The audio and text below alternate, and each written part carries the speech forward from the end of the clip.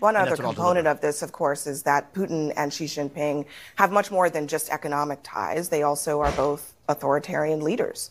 And they, on a sort of values proposition, have more in common with each other, don't you think?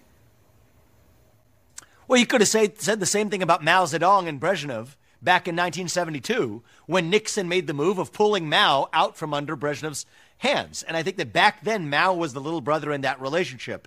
Today, Putin is the new Mao. So I think that I don't trust Vladimir Putin on anything, but I do trust him to follow his self-interest. And I think if we're willing to normalize economic relations with Russia, if we're willing to freeze those current lines of control, if we're willing to guarantee that NATO will not admit Ukraine, as Vladimir Putin asked for in late 2021 before he invaded, then I think it will be in Putin's interest to actually renormalize those relations with the West, as long as he exits that military relationship with China. And I would also require that he remove nuclear weapons from Kaliningrad, which borders Poland, as well as to remove the Russian military from the Western Hemisphere. That's how we advance American interests while ending the war in Ukraine. Okay, so that was Vivek doing it was a little short segment of a clip that he had an interview with CNN. I believe it was CNN. I know I've been reacting to Vivek a lot. Vivek seems like he's going up in the polls. So since the election is getting closer, I'll probably have him more on my channel. But I will do videos of all the other candidates at some point as well. So I don't feel like I'm super biased or anything like that. So Vivek has been criticized on his stance on the whole Russia and Ukraine thing.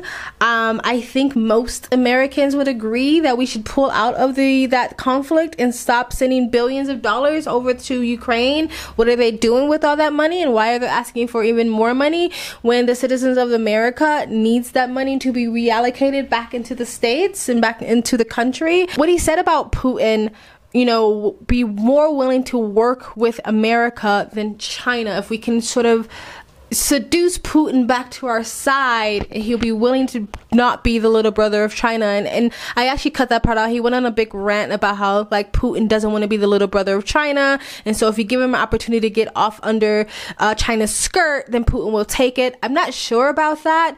I understand what he's saying, that Putin's ego is so big, if you give him a chance to get off underneath China, he will take it. I do think Putin, and I don't know Putin, we're not cousins, you know what I mean? We're not related, but obviously, I do think Putin, from what I know, from what I see, the little bit I see and know, that he would rather work with America. I think he would rather be allies with America than be allies with China. Because as much as the facade of China is this big, powerful country, it's falling apart. It really is. And they have a really bad reputation globally.